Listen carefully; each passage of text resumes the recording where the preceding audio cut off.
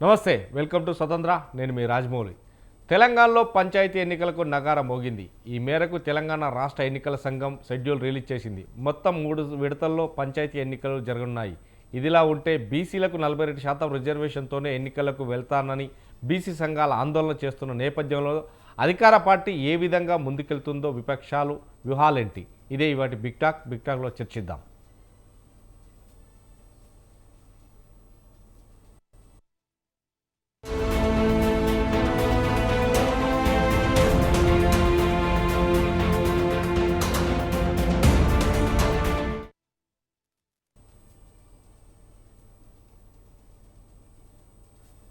Yes, మనతో పాటు big టాక్లో పాల్గొంటున్నారు వివి రావు గారు, విశ్లేషకు మరికొద్దిసేపట్లో.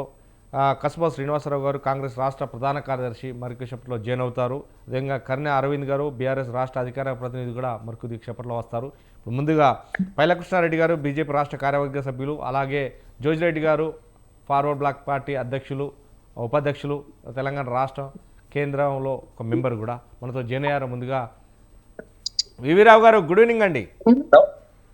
నమస్తే వివిరావు గారు, తెలంగాణలో ఎప్పుడైతే ఎలక్షన్స్ మోగుతాయి అనుకున్న నేపథ్యంలోనే 3 నెలలుగా ఇదంతా కూడా కలయాపన జరిగింది. హైకోర్టు, సుప్రీంకోర్టు దానికి వెళ్ళి తిరిగి హైకోర్టుకు వరకు వచ్చింది. ఈ నేపథ్యంలోనే జూబ్లీహిల్స్ ఎలక్షన్ కూడా అయిపోయిన నేపథ్యం ఉంది. ఈ నేపథ్యంలోనే ఈ నెలలనే 27కే తొలి విడతగా నామినేషన్ వేయడానికి ఇంకొక 2 రోజులు కూడా గడువు ఉంది. 2 రోజుల గడువు ఉంది. 27 రోజున నా తొలి నామినేషన్ వేయడానికి, నామినేషన్ 3 దఫాలుగా చేయడానికి చేస్తున్నారు. డిసెంబర్ 11న మొదటి విడత పోలింగ్ కూడా జరగనుంది.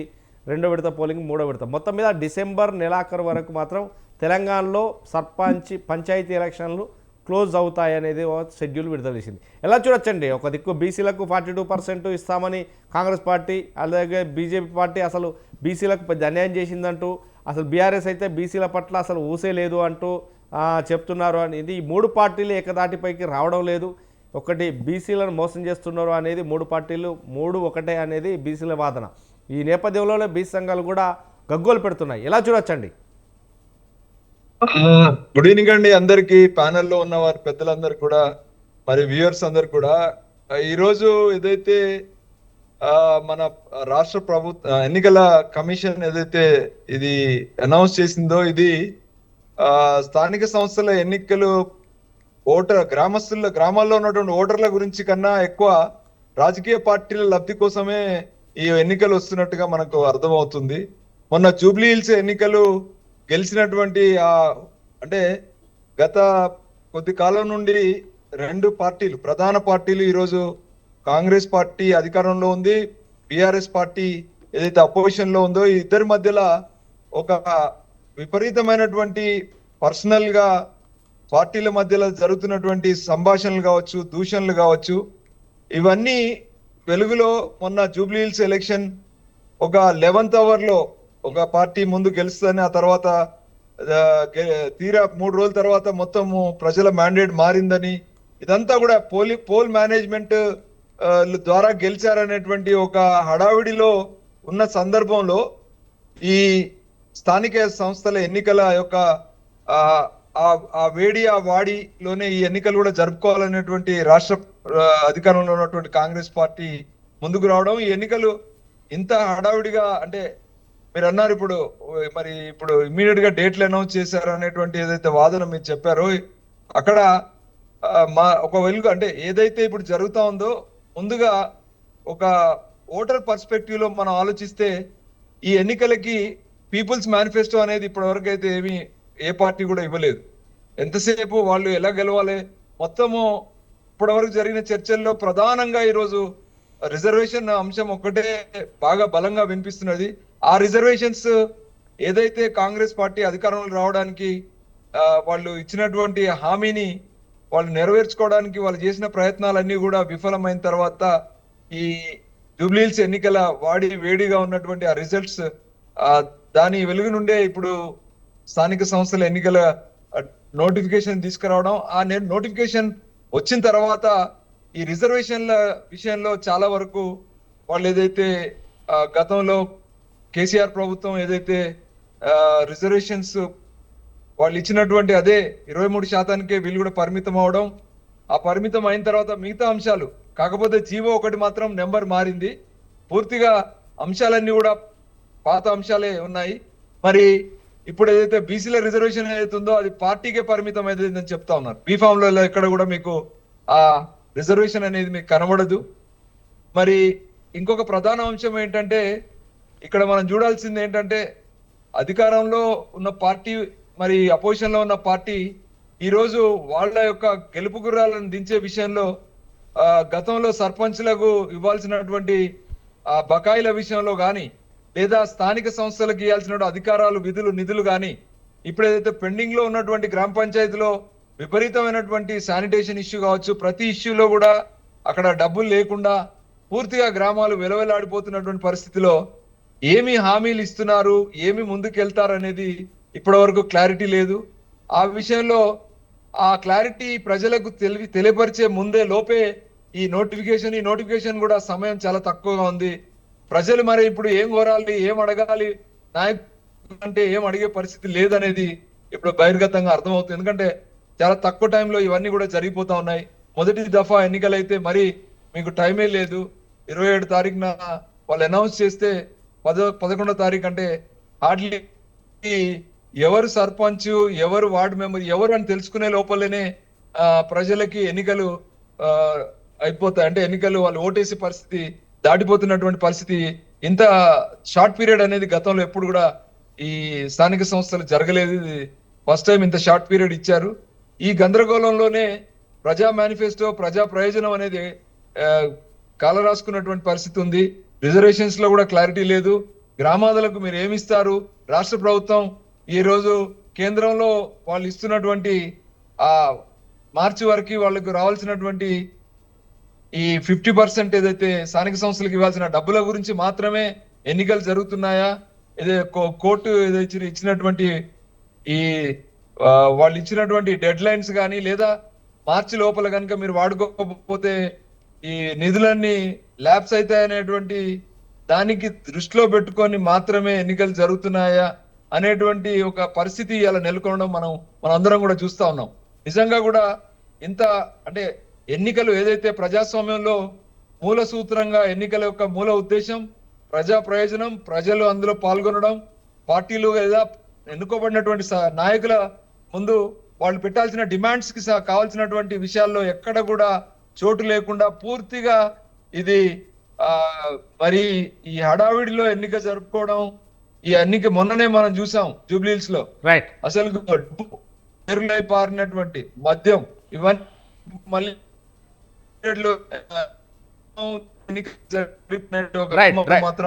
నేను మళ్ళీ మీ దగ్గరికి వస్తా.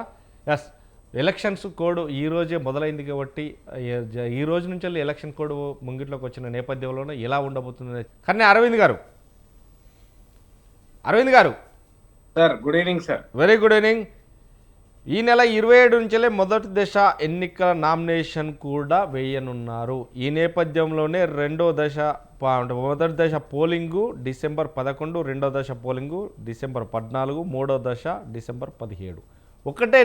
ఒకటే నెలల మొత్తం తెలంగాణ రాష్ట్రంలో ఉన్న గ్రామ పంచాయతీ సర్పంచ్ ఎలక్షన్స్ క్లోజ్ చేయాలి. ఈ నేపథ్యంలో వార్డు మెంబర్లు కావచ్చు, సర్పంచ్లు కావచ్చు. కానీ ఒక్క నెలలో క్లోజ్ చేయాలంటే 3 దఫాలుగా పెట్టారు. అది కూడా ఈరోజు ఈవినింగ్ నుంచెల్లే ఎన్నికల కోడ్ అమల్లోకి వచ్చింది. ఇంత స్పాట్ అంటే వెరీ స్పాట్ ఇలా తీసుకోవడం, ఈ నేపథ్యంలోనే బీసీలకు పెద్దపీట వేస్తామన్న ఇటు కాంగ్రెస్ ప్రభుత్వం కావచ్చు, అటు బీఆర్ఎస్ ప్రభుత్వం కావచ్చు, ఇటు బీజేపీ కావచ్చు. ఈ పార్టీలు 3 పార్టీలకు సంబంధించి పెద్దపీట వేస్తామన్నారు. కాకుంటే బీసీల నెత్తిన పెద్ద గుమ్మడికాయనే కొట్టారు అనేది వారు చేస్తున్నటువంటి ఆరోపణ. బీసీ నాయకులంతా కూడా ముక్కుమడిగా ఆందోళనకు దిగుతున్నారు. ఏదైతే 42% ఖచ్చితంగా 3 పార్టీలు అమల్లోకి తీసుకొచ్చిన తర్వాతనే వెళ్ళాలి అని.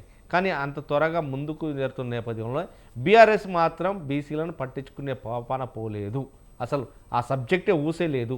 ఇక బీజేపీ అయితే మాత్రం రాజ్యాధికారం తప్ప ఇంకా వేరే లేదు. మొత్తం మీద బీసీలను అనగదొక్కుతుంది. ఏమన్నంటే కులగణన, జనగణన అనే పేర్లు ఇతర రాష్ట్రాలు చెప్తున్నారు తప్ప మన రాష్ట్రంలో ఉన్న బీసీలను పట్టించుకోవట్లేదు. అది కేంద్ర ప్రభుత్వం కాబట్టి కేంద్రం గురించి ఆలోచిస్తుంది కాబట్టి రాష్ట్రం గురించి ఆలోచించట్లేదు. రాష్ట్ర ప్రభుత్వం 42% ఇస్తామన్నది, కానీ ఇప్పటికైతే కాలయాపన చేస్తూ వచ్చింది. ఒకసారి మన ఏదైతే సుప్రీంకోర్టు నుంచి అయితే ఈ నేపథ్యం మళ్ళీ హైకోర్టుకు వచ్చింది. ఇదే వాదనలు తప్ప ఇంకా బీసీలకు ఒరిగింది ఏం లేదు, చెప్పే మాటలు తప్ప చేసేది ఏం లేదు అనేది బీసీల వాదన. ఎలా చూడొచ్చండి దీంట్లో?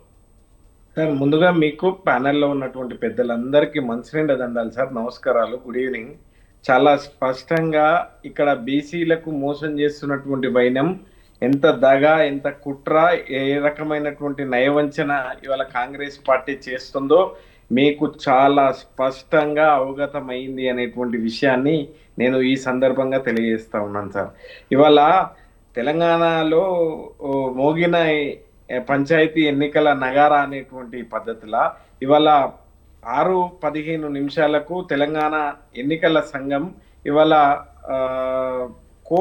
ఎన్నికల కోడ్ని విడుదల చేస్తూ 3 విడతల్లో పంచాయతీ ఎన్నికలు అనేటువంటి విషయాన్ని చాలా స్పష్టంగా వాళ్ళు చెప్పడం జరిగింది సార్.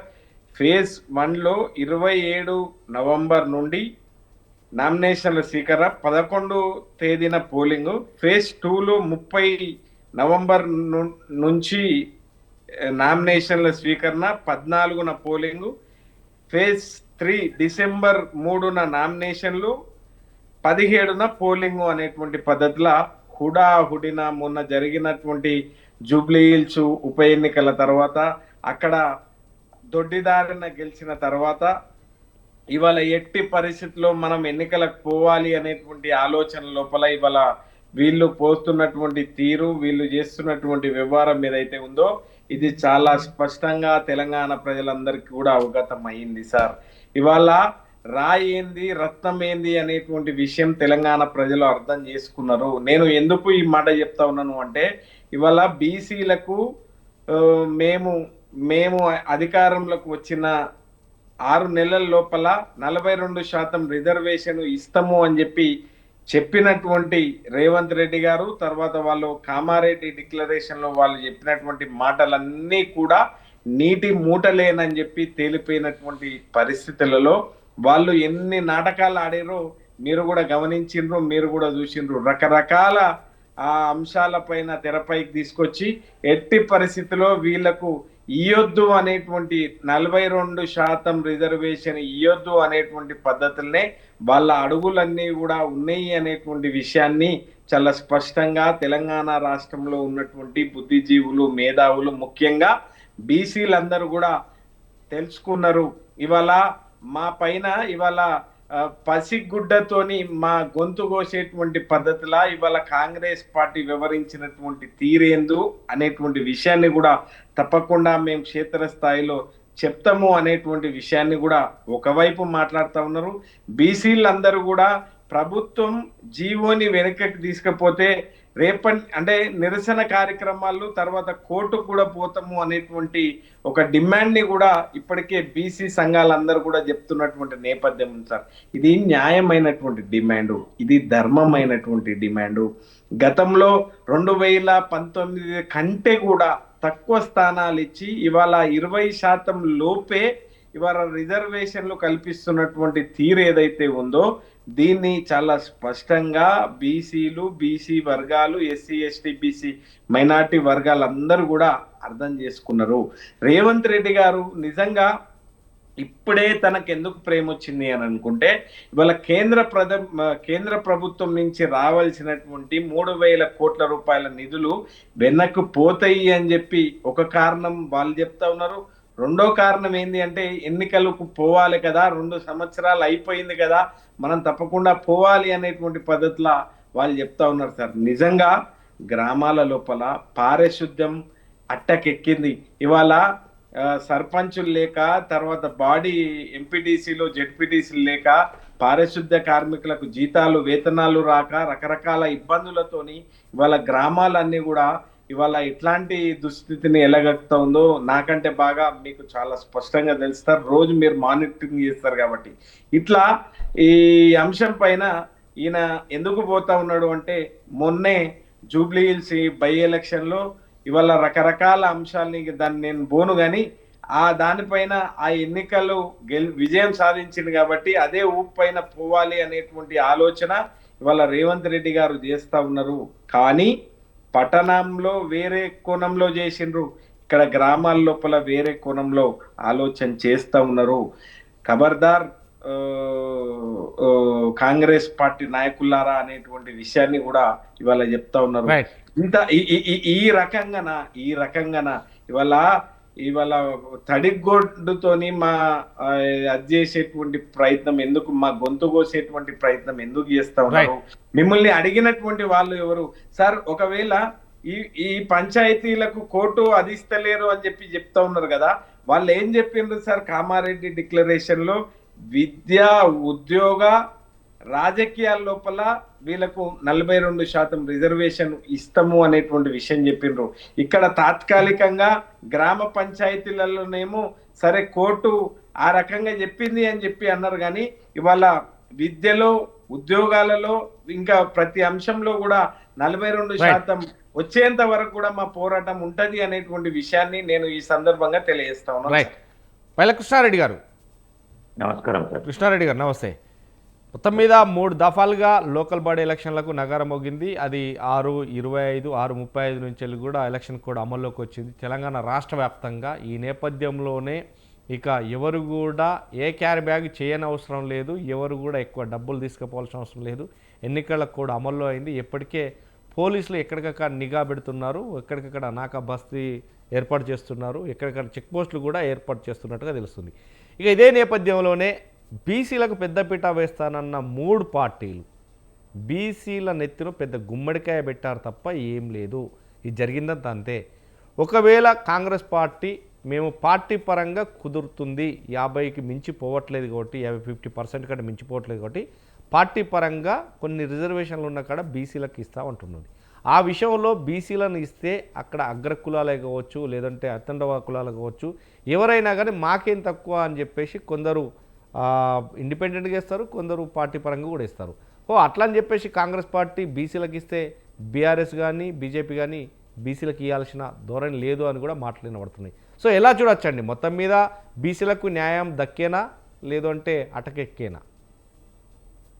సార్, ముందుగా మీకు, స్వతంత్ర ప్రేక్షకులకు, అలాగే ఈ చర్చా వేదికలో పాల్గొంటున్న వివిధ పార్టీల నాయకులందరికీ శుభ సాయంత్రం తెలియజేసుకుంటూ, కాంగ్రెస్ పార్టీ ఓటు చోరీ అనేది ఎలా జరుగుతుంది అనేది ఇప్పుడు వాస్తవాలను బయటకు వచ్చింది. దొంగే దొంగ అని వరినట్టుంది. ఇప్పుడు ఇక్కడ వాస్తవాలు ఏంటంటే, రేపు ఒక్కటే రోజు సమయం సార్, ఈ రోజు అయిపోయింది. సాయంత్రము ప్రెస్ మీట్ పెట్టి అనౌన్స్ చేశారు, రేపు ఒక్కరోజు టైం ఉంది.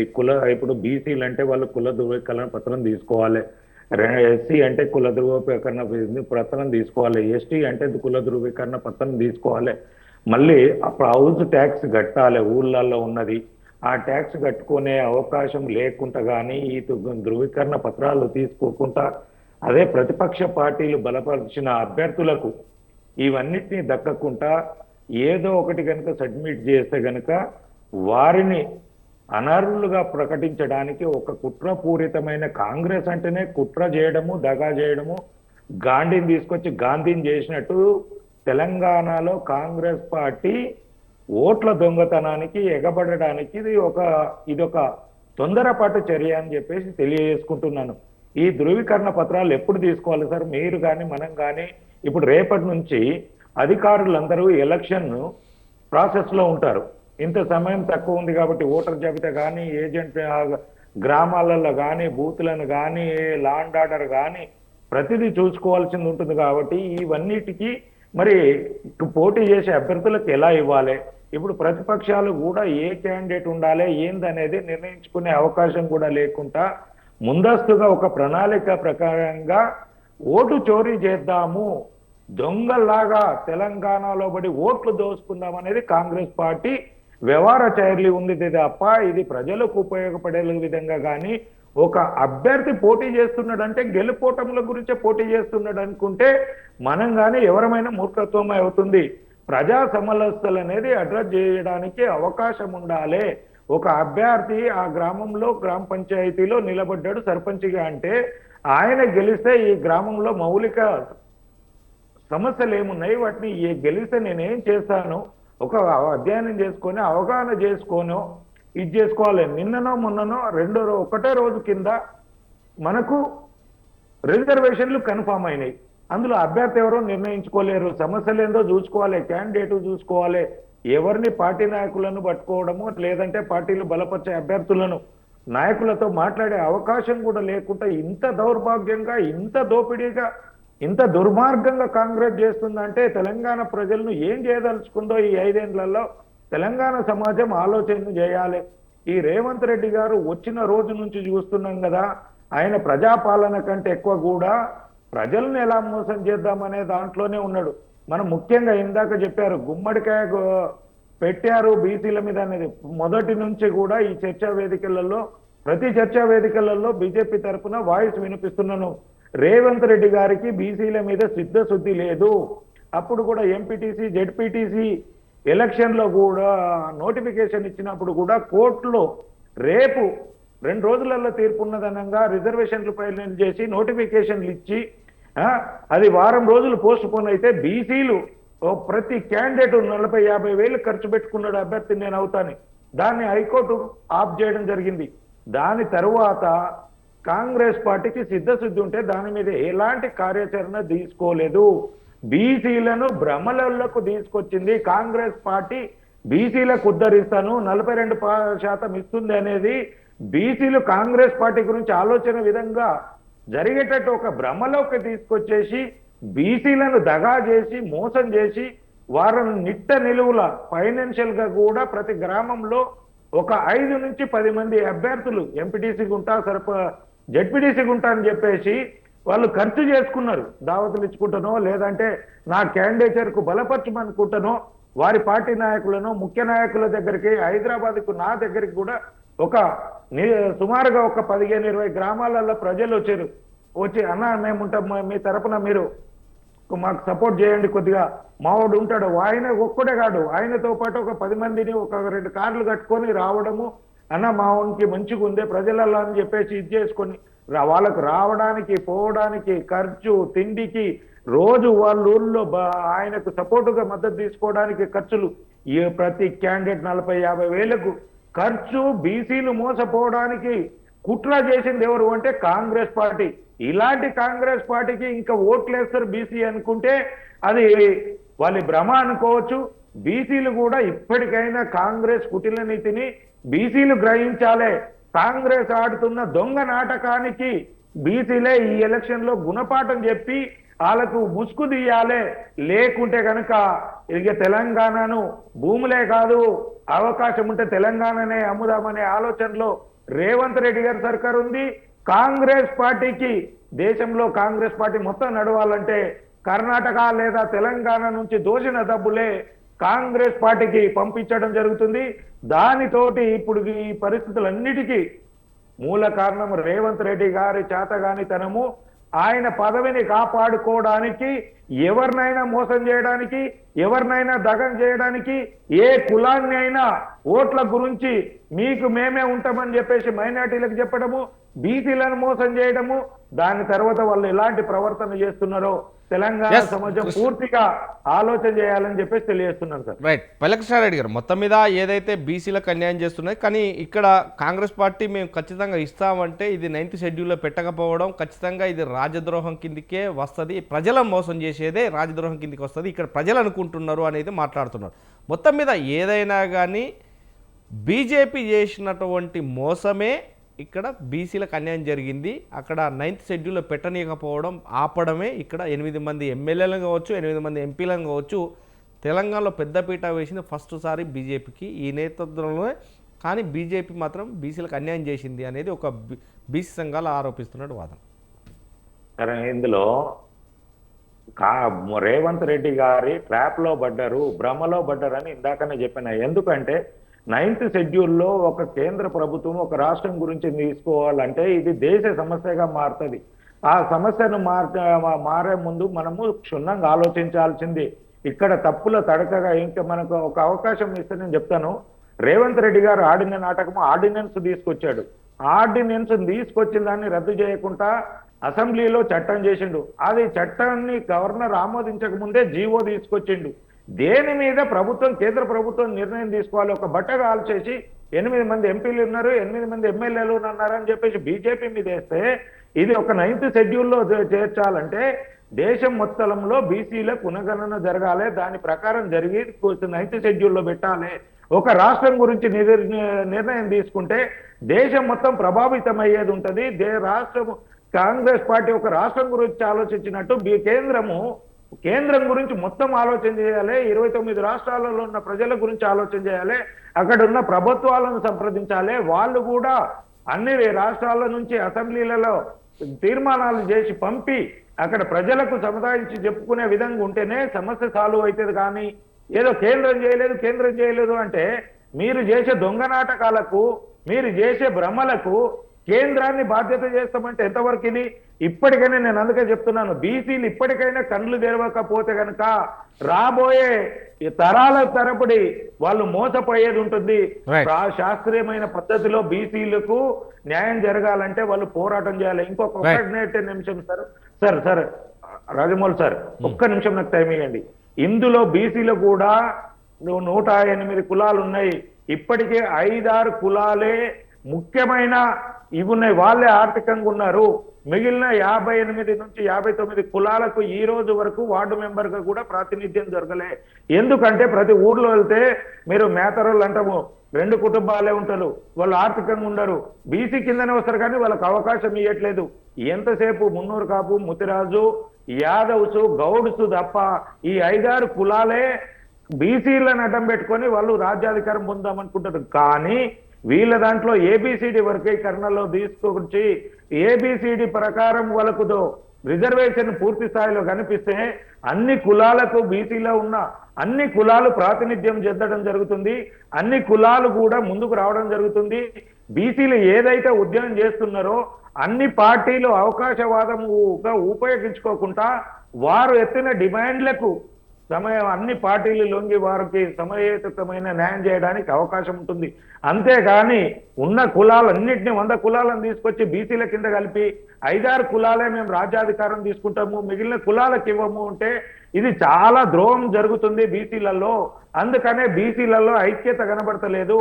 అందుకనే ఏబిసిడి వర్గీకరణ ప్రకారము సర్పంచులు, జెడ్పీటీసీలు, వార్డు మెంబర్లు జరగాలి, అప్పుడే బీసీలకు న్యాయం జరుగుతుంది. అలా కాకుండా 108 కులాలను తీసుకొచ్చి ఓన్లీ ఒక బీసీ అంటే కనుక కష్టమవుతుంది. ఏబిసిడీల 4 కలిపి ఒకటే బీసీ అనొద్దు. ఏకు ఎంత కావాలి రిజర్వేషన్, సర్పంచులు ఎంతమంది ఇవ్వాలి, బికి ఎంతమంది ఇవ్వాలి, సికి ఎంతమంది ఇవ్వాలి, డికి ఎంతమంది సర్పంచులు ఇవ్వాలి, వాళ్ళ కోటా ఎంతుంది, వాళ్ళకి ఎన్ని పదవులు ఇవ్వాలనేది కనుక నిర్ణయం జరిగితే బీసీలలో ఐక్యత జరుగుతుంది. అందరు కలిసి పోరాటం చేస్తే అందరూ వాళ్ళ పార్టీ వాళ్ళ బీసీలకు మద్దతు తెలిపే విధంగా ఉంటుందని చెప్పేసి తెలియజేస్తున్నాను సార్. రైట్. జోజిరెడ్డి గారు గుడ్ ఈవినింగ్ అండి. నమస్కారం అండి. జోజిరెడ్డి గారు, మొత్తం మీద తెలంగాణలో జరగవు, ఇక లేట్ అవుతాయి ఖచ్చితంగా, ఎప్పుడైతే ఫిబ్రవరి మార్చి అవుతాయి అనుకున్నటువంటి స్థానిక సంస్థల ఎలక్షన్లో ముందస్తుగా సర్పంచ్ అదేవిధంగా వార్డ్ మెంబర్ ఎలక్షన్స్ ముందు వచ్చినాయి.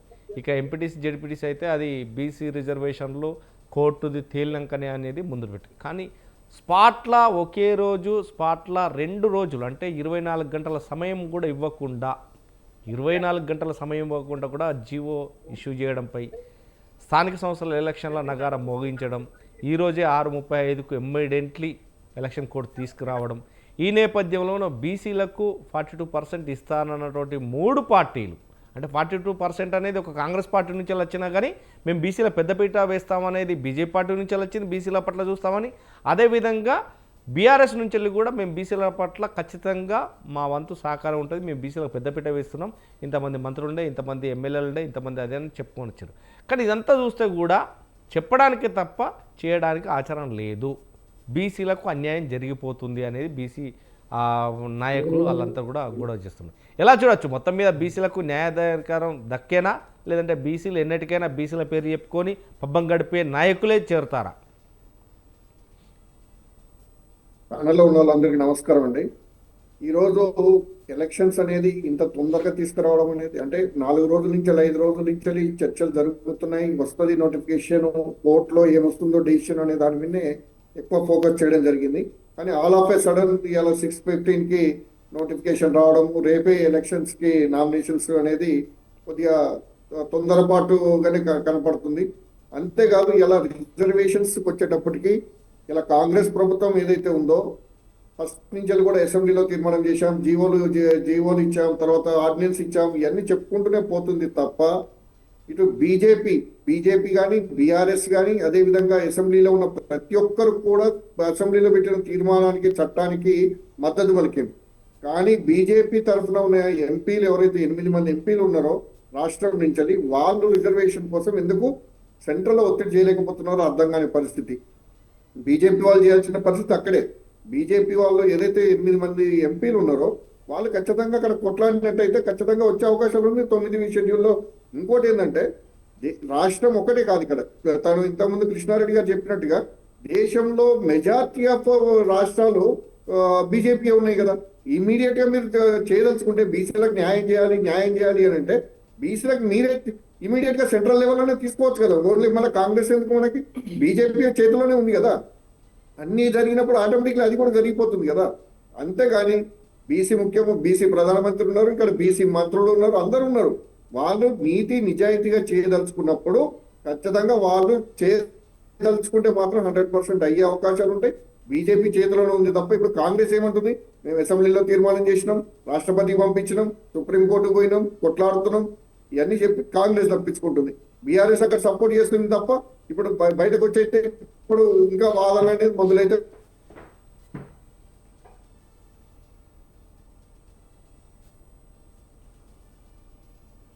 ఎలక్షన్స్ వచ్చినాయి. ఆ తర్వాత దీని ఊసే లేదు, మళ్ళీ ఎక్కడ కూడా ఊసు లేకుండా పోయింది. మళ్ళీ ఇప్పుడు ఆలోచిస్తారా రిజర్వేషన్స్ ఇష్యూ మళ్ళా గ్రామ పంచాయతీ ఎలక్షన్స్ తోటి వచ్చింది. గ్రామ పంచాయతీలలో వాస్తవంగా 10 సంవత్సరాల ప్రభుత్వంలో బీఆర్ఎస్ ప్రభుత్వంలో చాలా పెండింగ్ బిల్స్ ఉన్నాయి. అక్కడ సర్పంచులు ఆత్మహత్యలు చేసుకునే పరిస్థితి ఉంది. ఇప్పటికి 2 సంవత్సరాల నుంచి ఈ కాంగ్రెస్ ప్రభుత్వం వచ్చిన తర్వాత ఎలక్షన్ జరపకపోతే 3,000 చిల్లర కోట్లు సెంట్రల్ నుంచి రావాల్సిన ఫండ్ ఏదైతే ఉందో ఆ స్కేల్ ఆఫ్ ఫైనాన్స్ అది ఇంతవరకు వచ్చే పరిస్థితి లేదు కాబట్టి ఎలక్షన్స్ పోతున్నారు. కేవలం డబ్బుల కోసం పోతున్నారు తప్ప ప్రజల మీద ప్రేమతో ఏం పోవట్లేదు. ఎందుకంటే మీరు గమనించండి, ఇక్కడ లాస్ట్ టైం వరదలు వచ్చి కొట్టుకుపోయి రైతులందరూ నష్టపోతే పరిహారం ఇస్తారన్నది ఇప్పటి వరకు కూడా పరిహారం చెల్లింపులు జరగట్లేదు. ప్రజలు ఆలోచిస్తారు. కానీ ఇక్కడ ఒకటేంటంటే రాజకీయంగా ఒట్టి సానుభూతి అనేది తప్ప ఎక్కడ కూడా సింబల్ కాంగ్రెస్ బీజేపీ బీఆర్ఎస్ ఆలియా ఫారూక్ బ్లాక్ ఇంకొక సింబల్ అనేది లేదు ఇక్కడ. అక్కడ గ్రామాలలో ప్రజలు నిర్ణయించుకోవాల్సిన మనిషిని నిర్ణయించుకుంటారు తప్ప ఇంకోటి లేదు ఇక్కడ. కాకపోతే రిజర్వేషన్స్ అనేది మాత్రం ఖచ్చితంగా ఇక్కడ బీజేపీ ప్రభుత్వం ఏదైతే కేంద్రంలో ఉందో వాళ్ళు చేపట్టాల్సిన అవసరం ఉన్నది. ఇవాళ వీళ్ళ మీద బ్లేమ్ చేయాలనుకున్నప్పుడు ఖచ్చితంగా మీరు 9th షెడ్యూల్లో చేస్తారా లేకపోతే రాష్ట్రపతి ముద్ర వేస్తారా అని చెప్పేసి మీరు ఆలోచించి మీరు డెసిషన్ చెప్పాలి. మంత్రులు కూడా ఎక్కడ మాట్లాడట్లేదు దాని గురించి. ఏమైనా కాంగ్రెస్ ఏమంటుంది, అసెంబ్లీలో తీర్మానం చేసినాం, మేము చట్టం తెచ్చినాము, మీరు చెయ్యండి, మీ కోర్టులో వేసినాం బాల్ తీసుకొచ్చి. వాళ్ళు చేయట్లేదు, వీళ్ళు చేయట్లేదు. ప్రజల్ని మోసం చేస్తున్నారు, బీసీ ప్రజల్ని ముఖ్యంగా మోసం చేస్తున్నారు ప్రతి వాళ్ళు కూడా. ఇక్కడ మనం గమనించాల్సింది ఇప్పుడు పంచాయతీ ఎలక్షన్స్ మాత్రం ఈ 2 రోజుల్లో సరే కుల సర్టిఫికెట్లు ఇవన్నీ తీసుకొని కొంతమంది రెడీ అయినా కూడా ప్రజలు ఆలోచించాల్సిన సమయం ఆసన్నమైంది. ప్రజలు నీతి నిజాయితీగా డబ్బులకు అమ్ముడుపోకుండా ఓటుని అమ్ముకోకుండా నిజంగా గ్రామాభివృద్ధిని చేసుకుందామని అనుకుంటే ప్రజలు ఆలోచించి ఇక్కడనే మొదలు పెట్టాలి. ఇప్పుడు గ్రామ పంచాయతీలో వార్డు మెంబర్ దగ్గర నుంచే మొదలు పెట్టాలి. ఎందుకంటే పొద్దున్న లేస్తే వార్డు మెంబర్ నీ ఇంటి చుట్టూ 10 ఇంట్ల చుట్టే ఉంటాడు. అదే విధంగా సర్పంచ్ని చూస్తే నీ ఊరు మాత్రమే డెవలప్మెంట్ కానీ పోరాటానికి కానీ సిద్ధంగా ఉంటాడు. ఎమ్మెల్యే అనుకుంటే ఎప్పుడో వస్తాడు పోతాడు, ఎంపీ అనుకుంటే సంవత్సరానికి ఒకసారి కూడా కనపడడు. కాబట్టి గ్రామ పంచాయతీలలో గ్రామాల ప్రజలు ఇవాళ వాళ్ళు ఆలోచించి ఓటేయాల్సిన సమయం ఆసన్నమైంది. ఏదైనా ఇప్పుడు షెడ్యూల్ని మనం మార్చలేము. ఆల్రెడీ కోర్టు ఆర్డర్స్ ప్రకారంగా ప్లస్ కేంద్ర ప్రభుత్వం నుంచి డబ్బులు రావాల్సిన విషయంలో ఎలక్షన్స్ వచ్చేసారు. ఎలక్షన్స్ పోవాల్సిందే తప్పదు. ఎందుకంటే ఇప్పటికే 2 years అయిపోయింది. వాళ్ళ పెండింగ్ బిల్స్ ఏ విధంగా ఇస్తారో ఇప్పటివరకు కూడా తెలియని పరిస్థితి. పాపం పాత సర్పంచులు ఏమైతారో కూడా తెలియని పరిస్థితిలో ఉంది.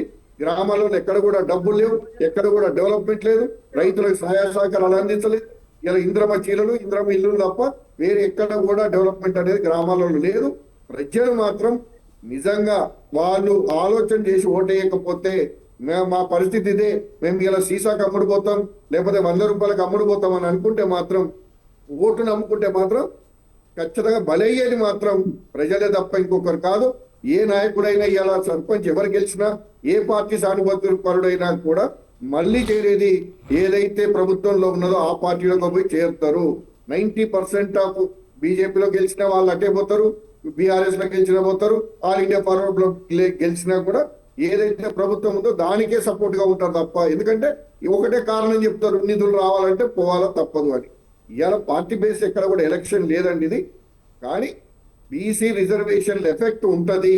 కానీ బీసీ రిజర్వేషన్ ఎఫెక్ట్ ఎవరి మీద పడుతుంది అంటే ఖచ్చితంగా బీజేపీ మీద పడుతుంది అనేది నా ఒపీనియన్. ఎందుకంటే పబ్లిక్ లో వచ్చింది, బీజేపీయే మోసం చేసింది, బీజేపీ ఇట్లా జరిగింది అనే దాని మీద వాళ్ళు ఆలోచనలో ప్రజలు ఉన్నారు.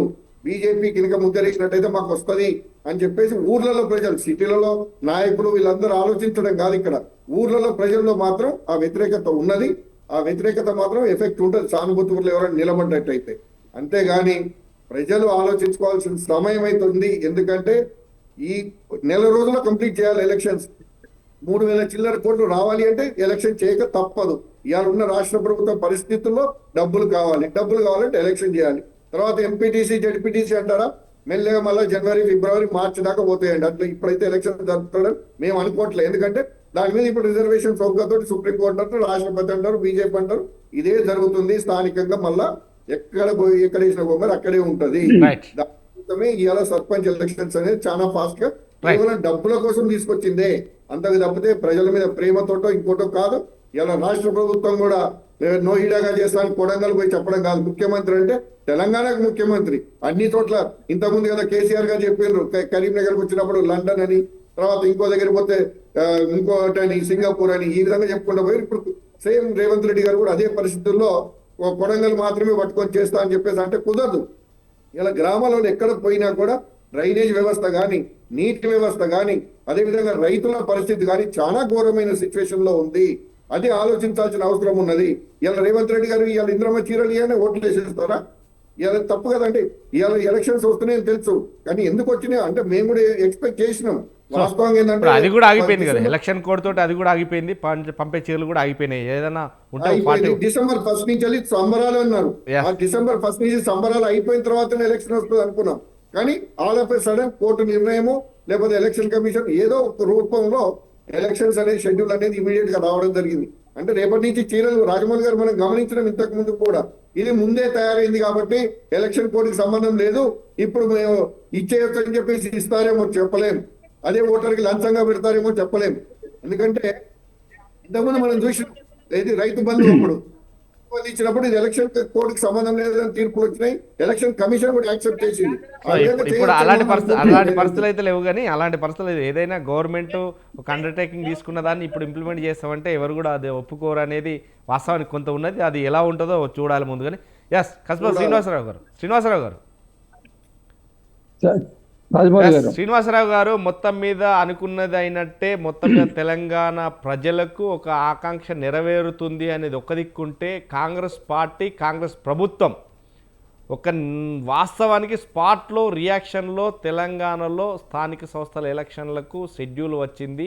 ఈ ప్రభుత్వం ఏం చేయబోతుంది, తెలంగాణ బీసీ ప్రజలకు ఏం చేయబోతుంది, వాళ్ళకి ఎలాంటి అవగాహన ఎలాంటి రాహిత్యం కలగనించబోతుంది, 42% మీకు వచ్చినాకనే మేము ఎలక్షన్లోకి వెళ్తాము అని చెప్పినటువంటి మాటలు ఏమైపోతాయి, మాటలు నీళ్ళ మూటలేనా అనేది మాత్రం బీసీ సంఘాలు ఆరోపిస్తున్నటువంటి మాటలు.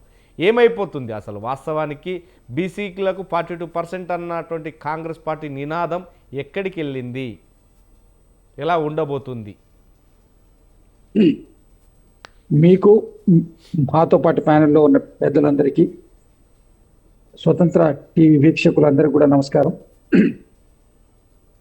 స్థానిక సంస్థల ఎన్నికలు జరగాలని కాంగ్రెస్ పార్టీ 42% బీసీలకు రిజర్వేషన్ ఇచ్చి ఎన్నికలకు పోవాలని ప్రయత్నం చేసింది. నోటిఫికేషన్స్ కూడా వెలువరిచింది. న్యాయపరమైనటువంటి ఇబ్బందులు రావడం వల్ల ఆగిపోవడం జరిగింది. అది అందరికీ తెలిసిన విషయం. ఇప్పుడు గ్రామ పంచాయతీ ఎన్నికలు నిర్వహించాలి అని ఏదైతే ఇప్పుడు ఎలక్షన్ నోటిఫికేషన్ ఇష్యూ చేసిందో ఇది అనివార్య పరిస్థితుల్లోనే వచ్చింది. అసలు స్థానిక సంస్థల ఎన్నికలే కోర్టు ఒక డెడ్లైన్ పెట్టడం ద్వారా దాన్ని ముందుకప్పుడు జారీ చేయడం జరిగింది. ఇప్పుడు 42% బీసీ రిజర్వేషన్స్ తీసుకొని దాన్ని ముందుకు పోయే పరిస్థితి లేదు. రెండోది, ఇప్పుడు పెద్దరు జోగిరెడ్డి గారు చెప్పినట్టు 3,000 కోట్ల రూపాయలు ఇప్పుడు ల్యాబ్స్ అవ్వడం ఒకటే కాకుండా 2 సంవత్సరాలుగా సర్పంచులకు, పాత సర్పంచులకు రావాల్సినటువంటి అనేక బిల్లులు పెండింగ్లో ఉన్నాయి. ఇవన్నిటికంటే కూడా మించి గ్రామాల లోపల పరిపాలన వ్యవస్థ పూర్తిగా అస్తవ్యస్తంగా తయారైంది. స్ట్రీట్ లైట్స్ కానివ్వండి, అక్కడ ఉన్నటువంటి డ్రైనేజ్ వ్యవస్థ కానివ్వండి, అక్కడ పారిశుద్ధ్య కార్మికులకు జీతాలే కానివ్వండి, అక్కడ గ్రామంలో జరగాల్సినటువంటి పరిపాలన వివిధ విధానాలు ఏవి కూడా లేక అస్తవ్యస్తంగా ఉండడం వల్ల ఇక్కడ దీన్ని ఇదే విధంగా గనక వదిలేస్తే కేవలం నిధులే కాక గ్రామాలు పూర్తిగా కూడా గ్రామం కావాల్సిన అవసరాలకు కానివ్వండి, ప్రజలు కానివ్వండి పూర్తిగా ఇబ్బంది పడేటువంటి ఆస్కారం ఉన్నది. గ్రామ పంచాయతీలో కనీసం సర్పంచ్ అయినా ఉంటే చాలా వరకు పనులు అయ్యేటువంటి ఆస్కారం, ఒక బాధ్యతగా ఉండేటువంటి వ్యక్తి ఉంటారు, వార్డు మెంబర్లు, సర్పంచ్ ఉండడం ద్వారా అక్కడ ఒక బాధ్యతాయుతమైనటువంటి పరిపాలనా మండలి ఉంటుంది. కాబట్టి కొంతవరకు ప్రజలకు వెసులుబాటు ఉంటుంది. సరే, అదే విధంగా రావాల్సినటువంటి నిధులు కూడా వస్తాయి. కొంత గ్రామాల్లో అభివృద్ధి, పారిశుద్ధ్యము, కావలసిన మౌలిక వసతులు సమకూరుతాయి అన్న ఒక ఉద్దేశంతో దీన్ని ఉటావుటిన ఎన్నికలు పెట్టడానికి కోర్టు యొక్క ఒత్తిడి కూడా దీంట్లో ఉన్నది. అది అందరికీ తెలిసిన విషయమే. దానికి అనుగుణంగా ఎన్నికలు జరుపుకునే ప్రయత్నం జరుగుతుంది. 42% రిజర్వేషన్ బీసీలకు ఇవ్వాలన్నటువంటి స్థిర సంకల్పంతో ఎంపీటీసీ, హెచ్పీటీసీ ఎన్నికలు పార్టీ పరంగా జరుగుతాయి. ఇది పార్టీ రహితంగా జరిగేటువంటి ఎన్నికలు కాబట్టి ఎవరు ఏ పార్టీ వాళ్ళు కూడా వాళ్ళ వైపు నుంచి పెట్టుకునేటువంటి అభ్యర్థుల్ని 42%, 50% అంతకు మించి కూడా పెట్టుకునేటువంటి ఆస్కారం ఉంటుంది. కాబట్టి పెట్టుకోవచ్చు, అవకాశం ఉంటుంది. పార్టీ రహితం కాబట్టి అందరూ కూడా కాస్త ఒక అండర్స్టాండింగ్ తోటి వచ్చి పెట్టుకుంటే అన్ని గ్రామ పంచాయతీల్లో కూడా 50% పైననే బీసీ యొక్క వాళ్ళు వచ్చేటువంటి ఆస్కారం ఉన్నది చాలా చోట్ల. సో ఒక పార్టీ జనరల్ సీట్లలో శ్రీనివాసరావు జనరల్ సీట్ అని ఏదైనా రిజర్వేషన్ లేకుంటే ఏదైనా అనుకోవచ్చు, కానీ రిజర్వేషన్ ప్రకారమే కదా BC reservation, SC reservation, ST reservation, general అనేది రిజర్వేషన్ కోటాలకే వచ్చేదే ఇది. ఎందుకంటే బీసీ రిజర్వేషన్ అనేది 42% అనేది క్లారిటీ వస్తే కనుకనే బీసీలకు న్యాయం జరుగుతుంది. ఎందుకంటే అది సర్పంచ్ అయినా ఎవరైనా కానీ, ఎందుకంటే ఒక సింబల్ తోటి గెలవకపోయినా కానీ ఒక పార్టీ నినాదం, పార్టీ సింబల్ అయితే గ్రామాల్లో అగపడుతుంది కదా, ఈ Congress party, BJP party, BRS party అని చెప్పి అని ఉంటుంది. కొంత అది ఆ ప్రమేయం ఉంటుంది. సరే, ముఖ్యంగా వ్యక్తిగతంగా కూడా చూస్తారు.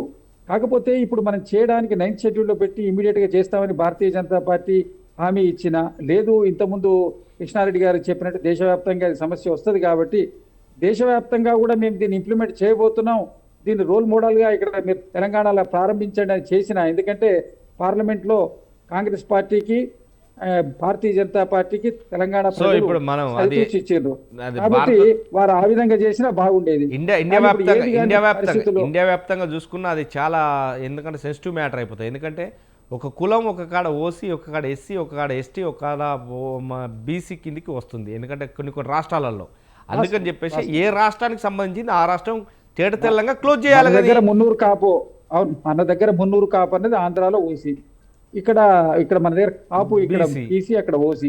అదే విధంగా కొన్ని సందర్భాల్లో కూడా అది ఏది ఉన్నా కానీ ఆ రాష్ట్రం వరకు క్లోజ్ చేస్తే బాగుంటుండే. ఎందుకంటే మొత్తం ఇండియా వ్యాప్తంగా ఒకసారే చేస్తాను అంటే ఇండియా వ్యాప్తంగా ఒకసారి చేసిన కులగణన కావచ్చు, జనగణన కావచ్చు, ఏది చేసినా కానీ ఒక క్లారిటీ వస్తుంది తప్ప ఆ రాష్ట్రంలో ఉన్నటువంటి ఒక బీసీ, ఈ రాష్ట్రంలో ఎస్సీ, ఇంకో రాష్ట్రంలో ఓసీ, ఇలాంటి సందర్భాలు నేర్కొన్నప్పుడు ఎలా న్యాయం జరుగుతుంది, ఎలా చేస్తారు? ఒక రాష్ట్రానికి విభజించి ఆ రాష్ట్రం వరకే చూడాలి.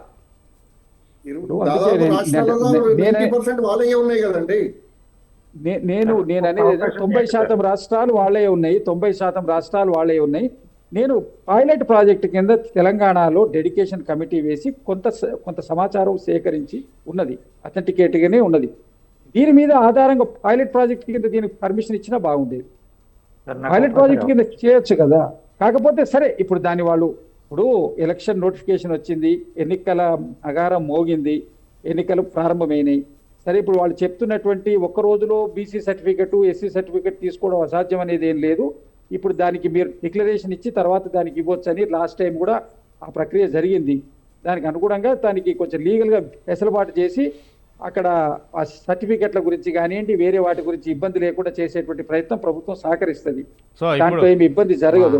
ఐటీ మినిస్టర్ శ్రీధర్బాబు గారు కూడా ఐటీ మినిస్టర్ శ్రీధర్బాబు గారు కూడా ఆల్రెడీ మీ సేవ పోర్టల్లో ఏదైతే వాట్సాప్లో ఇష్యూ చేసినా వాట్సాప్లో కూడా portal. ఇమీడియట్లీ వస్తుందని చెప్పారు కదా, అది 24 hours అవసరం లేదు, 1 hourలోనే వస్తుందని అన్నారు కదా, దాన్ని కూడా లీగంగా తీసుకుంటారని తెలుస్తుంది.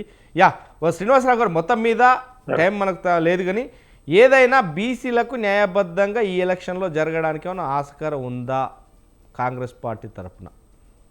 బీసీలకు మేము పార్టీ పరంగా ఎక్కువ స్థానాల్లో ఓసీ రిజర్వేషన్ ఉన్న దగ్గర కూడా, ఓసీ ఓపెన్ కేటగిరీ ఉన్న దగ్గర కూడా బీసీలను 42% కంటే ఎక్కువనే పెట్టి మేము న్యాయం చేసి చూపిస్తామని ముఖ్యమంత్రి గారు చెప్పిండ్రు. మా పార్టీ పిసిసి అధ్యక్షుడు మహేష్ కుమార్ గౌడ్ గారు కూడా సాధ్యమైనంత వరకు జనరల్ స్థానాల్లో కూడా బీసీలకు అవకాశం ఇచ్చి మేము ఆ కోటాను పూర్తి చేయడం కాదు, దానికి 50% అబవ్ కూడా చేసే ప్రయత్నం చేస్తామనేటువంటి సంకల్పం కాంగ్రెస్ పార్టీలో ఉన్నది. అదేవిధంగా స్థానికంగా ఉన్నటువంటి ఎమ్మెల్యేస్, మండల స్థాయిలో ఉన్నటువంటి నాయకులు, జిల్లా స్థాయిలో ఉన్నటువంటి నాయకులు సమన్వయం చేసుకొని అక్కడ వచ్చిన ఓసీ కేటగిరీ సీట్లను ఎన్ని బీసీలకు కేటాయించాలనేది రేపెల్లుండి నామినేషన్ అయ్యేంత వరకు దాన్ని నిర్ణయం చేసి ప్రస్ఫుటంగా బయటకు వస్తుంది. మీకు ఎన్నికలకి అయిన తర్వాత ఎంతవరకు న్యాయం జరిగిందన్న విషయాన్ని మనం విశ్లేషించుకోవచ్చు. కాకపోతే ఏంటంటే ఈ అంశం గురించి పెండింగ్ పెట్టడం ద్వారా గ్రామాలు చాలా ఇబ్బంది పడేటువంటి ఆస్కారం ఉంది. గ్రామీణ ప్రాంతాల్లో, ఎందుకంటే అధిక శాతం దేశం కానివ్వండి రాష్ట్రంలో ఉన్నటువంటి ప్రాంతం గ్రామీణ ప్రాంతాలే కాబట్టి అక్కడ అభివృద్ధికి కుట్టుపడ్డా, మౌలిక సదుపాయాలకు ఇబ్బంది పడ్డా కూడా ఇక్కడ ఉన్న ప్రజలు ఇబ్బంది పడతారు. కాబట్టి వాటిని చేయడం కోసం ఈ యొక్క కార్యక్రమాన్ని ముందుకు పోవాల్సి వచ్చింది. అందరు దీన్ని అనివార్యమైనటువంటి పరిస్థితిగానే భావించి అందరు సహకరిస్తే ఎన్నికలు సజావుగా జరుగుతాయి. వీళ్ళు అన్ని పార్టీలు కూడా సహకరించి బీసీలకు 42% కంటే ఎక్కువ ఇచ్చే ప్రయత్నం చేస్తే బీసీ సమాజానికి అందరం న్యాయం చేసిన వాళ్ళైతే కాంగ్రెస్ పార్టీ దానికి కట్టుబడి ఉంది, అది చేసి చూపిస్తుంది. రైట్. ఇది కృష్ణారెడ్డి గారు. సార్ ఇందాక పెద్దలు జోజిరెడ్డి గారు మాట్లాడారు, ఒక పార్టీకి అధ్యక్షులు, బీజేపీ నుంచి 8 మంది ఎంపీలు ఉన్నారు, కొట్లాడారు. రాహుల్ గాంధీ గారు ఏం చేశారు? ఈ కాంగ్రెస్ పార్టీకి కూడా 8 మంది ఎంపీలు ఉన్నారు, పార్లమెంట్లో ఎందుకు మాట్లాడలేరు? మా రాష్ట్ర ముఖ్యమంత్రి ఇది బిల్లు చేసి పంపించాడు రాష్ట్రపతి గారికి, గవర్నర్ గారికి అని పార్లమెంట్లో ఏదైనా స్తంభింపజేశారా? ఇక్కడ గోల చేయడం తప్ప, భ్రమను కల్పించడం తప్ప మీరు కేంద్రంలో ఏం చేశారు? వేరే రాష్ట్రాలలో కూడా ఇలా చేస్తామని చెప్పేసి ఏమన్నా చేశారా? ఏమాత్రం ఒకటి బట్టగాల్చి మీ దేశ పద్ధతులు మానుకుంటే ప్రజాస్వామ్యంలో కరెక్ట్గా పోతామండి. 8 మంది ఎంపీలు అక్కడ చేయగలిగేది కాదు. ఇప్పుడు మనం తెలంగాణ, ఒక్క నిమిషం సార్ నేను టైం తీసుకుంటా, తెలంగాణ రాష్ట్రాన్ని సాధించుకునేటప్పుడు ఏ పార్టీ అనేది కాదు కానీ బీఆర్ఎస్ కానీ ఎవరైనా కానీ ఆ రోజు ఉన్న వాళ్ళు ప్రతి పార్టీని, ప్రతి రాష్ట్రంలో ఉన్న పార్టీని కన్వీనియన్స్ చేయగలిగారు. పోయి అంటే యూపీలో ఉన్న కాదు కానీ, ఛత్తీస్గఢ్ కానీ, బీహార్ కానీ, గుజరాత్ కానీ, ఎక్కడెక్కడ రీజనల్ పార్టీస్ ఉన్నాయో అన్ని పార్టీలకు రిప్రజెంటేషన్ ఇచ్చుకుంటూ ఇది చేసుకుంటూ ఒక కార్యాచరణ, ఒక పద్ధతి ప్రకారం పోవడంతో పార్లమెంట్లో మద్దతు దక్కి పూర్తి స్థాయిలో అయింది. ఏదో 8 మంది ఎంపీలు తెలంగాణ రాష్ట్రం నుంచి కొట్లాడినంత మాత్రాన పార్లమెంట్లో బిల్లు పెడితే అక్కడ 9th షెడ్యూల్లో చేస్తే అక్కడ మళ్ళీ ఎవరు వెళ్ళినా, కోర్టుకు వెళ్ళినా ఇబ్బందులు కలుగుతాయి. ఇది ఎంత మనం ఒకటే అండి. ఈ నాటకాలకు కాంగ్రెస్ పార్టీకి మీ ఫ్రంట్ మీరు సపోర్ట్ చేయదలుచుకున్నారా? ఫార్వర్డ్ బ్లాక్ అది చెప్పండి. అంతేగాని ఒక 8 మంది ఎంపీలు ఉన్నారు, వీళ్ళు కొట్లాడితే అయిపోతుంది, బీజేపీని ఇది అవుతుంది. బీజేపీకి పూర్తి స్థాయిలో బీజేపీ ఎంపీలు ప్రశ్నించినట్టయితే కాంగ్రెస్ మీదనే మనం తప్పు నెట్టడానికి అవకాశం ఉంటుంది. కాంగ్రెస్ ఎంపీలు నోరెత్తట్లేదు అనేది మనకు కూడా తెలుసు, ప్రజలు కూడా ఆలోచిస్తున్నారు. ఇక్కడ అసెంబ్లీలో తీర్మానం చేసినాము, అక్కడ పంపించినామని చెప్పినప్పుడు బీజేపీ ఎంపీలు, మంత్రులు, 2 కేంద్ర మంత్రులు ఉన్నారు కాబట్టి వాళ్ళు అక్కడ ప్రశ్న అనేది లేపినట్టయితే, మోడీ గారితో కానీ అమిత్ షా గారితో కానీ మాట్లాడినట్టయితే, అక్కడి నుంచి స్టేట్మెంట్ వచ్చినట్టయితే బీజేపీ అక్కడ అనుకూలంగా ఉన్నది, కాంగ్రెస్ ఇక్కడ దొంగ నాటకాలు అవకాశం ఉంది. జోజిరెడ్డి గారు ఆయన బిల్లు పంపించిన అన్నాడు, కనీసమైన మా కేంద్ర మంత్రులు కొట్లాడాలంటే రాష్ట్ర ప్రభుత్వం నుంచి ఎవరైనా కేంద్ర మంత్రులతో మాట్లాడారా? మేము ఇది చేశాము, ఇది మీరు కొద్దిగా కేంద్రంలో మాట్లాడండి, మీ మంత్రుల బృందాన్నో, ముఖ్యమంత్రి గారుగా మాట్లాడలేకపోతే మీ మంత్రుల బృందాన్నో, మీ పార్టీ తరపునో కొంతమందిని పంపించేసి ఈ విధంగా మేము ఒకటి కులగణన చేసినాము, ఇంతమంది ముస్లిం మైనార్టీలను కూడా 10% కలిపినాము, ఉన్నద 23%కి 28%, బీసీలకు 5% పెంచినాము, మైనార్టీలకు 10% కలిపినాము అని చెప్పేసి కనుక వాళ్ళు చేసిన కులగణన తీసుకపోయి మంత్రుల దగ్గర మాట్లాడారా? ఏమన్నా బయట చేసేసినాము, మంత్రులు మాట్లాడితే అయిపోతుందంటే ఎట్లా మాట్లాడాలి? నువ్వు వచ్చి నాకు రిప్రజెంటేషన్ ఇస్తే బీజేపీ మంత్రులు మాట్లాడతారు. అది ఏమి లేకుండా బీజేపీ మంత్రులను మాట్లాడాలి, బీజేపీ వాళ్ళు కేంద్రంలో మాట్లాడాలి అంటే ఎట్లా మాట్లాడతారు? Right. ఒక కాగితం రాసి మీరు పంపించేసి రైట్ కృష్ణారెడ్డి గారు కృష్ణారెడ్డి గారు లేదు అది ఒకసారి ఆలోచన చేయండి. అసెంబ్లీలో ఏదైతే తీర్మానం ఉందో అసెంబ్లీ తీర్మానాన్నే కదా కృష్ణారెడ్డి గారు, పంపించింది. రైట్ ఇప్పుడు మొత్తం మీద ఒక్క ఏదైనా నిమిషం కానీ మాట్లాడాలండి అవకాశం. బీసీలకు తీర్మానం చట్టబద్ధ అసలు- Yes, ఒక్క నిమిషం శ్రీనివాసరావు గారు కృష్ణారెడ్డి ఒక్క నిమిషం మనకు టైం లేదు. థ్యాంక్ యూ వెరీ మచ్ అండి. థ్యాంక్ యూ అండి. మొత్తం మీద ఈ రోజు బిగ్ టాక్ లో పాల్గొన్నటువంటి పైల కృష్ణారెడ్డి గారికి, అదేవిధంగా శ్రీనివాసరావు గారికి, కన్నయ్య అరవింద్ గారికి, అదేవిధంగా జోజిరెడ్డి గారికి, అదేవిధంగా విశ్లేషకులు వివి రావు గారికి థ్యాంక్ యూ వెరీ మచ్ అండి. మొత్తం మీద ఏదైతే తెలంగాణ స్థానిక సంస్థల ఎలక్షన్లకు నగారం మోగింది, ఈరోజు సాయంత్రం 6:35 జియో ఇష్యూ అయిన నేపథ్యంలోనే ఒక్కసారిగా ఎలక్షన్ కోడ్ కూడా రావడం జరిగింది. కానీ తెలంగాణ ప్రజలకు మాత్రం స్వతంత్ర టీవీ విన్నవించి చెప్పవలసిన కార్యక్రమాలకు సంబంధించినటువంటి మాట, మంచి సూత్రధారణ మాట చెప్పడం జరుగుతుంది. ఏదైనా తన గ్రామ ప్రజల్లో ఆదుకోవాలంటే తన గ్రామంలో ఉన్న ఓ వ్యక్తికి, తన నైపుణ్యత గల వ్యక్తికి, తనకు ఏ అవసరం పడ్డా కానీ దగ్గర ఉండే వ్యక్తికి మాత్రమే ఓటేయాలని, ఏదో వారు డబ్బులు ఇచ్చారు నేను ఓటేశానని కాకుండా మీ డబ్బులు ఒక రోజుకు 2 రోజులు ఖర్చు అయిపోతాయి, కానీ 5 సంవత్సరాలు మీరు నిలబెట్టే వ్యక్తి ఎలాంటి వ్యక్తి అనేది మాత్రం ముందు ఆచితూచి వ్యవహరించి ఓటు వేయాలని, మీ అమూల్యమైన ఓటుని ఒక మంచి ఆయుధానికి వేసి ఆ ఆయుధం మీ చేతిలో ఉండే విధంగా ప్రజానాడిలో ప్రజలు అందరూ ఏకమై ఒక వ్యక్తిని ఎన్నుకుంటే ఆ వ్యక్తి మీ యొక్క గ్రామాన్ని అభివృద్ధి పదంలో తీసుకువెళ్ళే వ్యక్తిగా ఉంటాడని, వాళ్ళందరినీ కూడా మీరే వ్యక్తిగా ఎన్నుకోవాలని మాత్రం స్వతంత్ర కోరుతుంది. మొత్తం మీద అలాంటి వ్యక్తినే మీరు ఎన్నుకుంటారని కూడా స్వతంత్ర ఆశిస్తుంది. థ్యాంక్ యూ వెరీ మచ్ అండి. ఈరోజు బిగ్ టాక్లో పాల్గొన్నాడు మీకు మరో బిగ్ టాక్లో మళ్ళీ కలుద్దాం. చూస్తూ ఉండండి స్వతంత్ర టీవీ.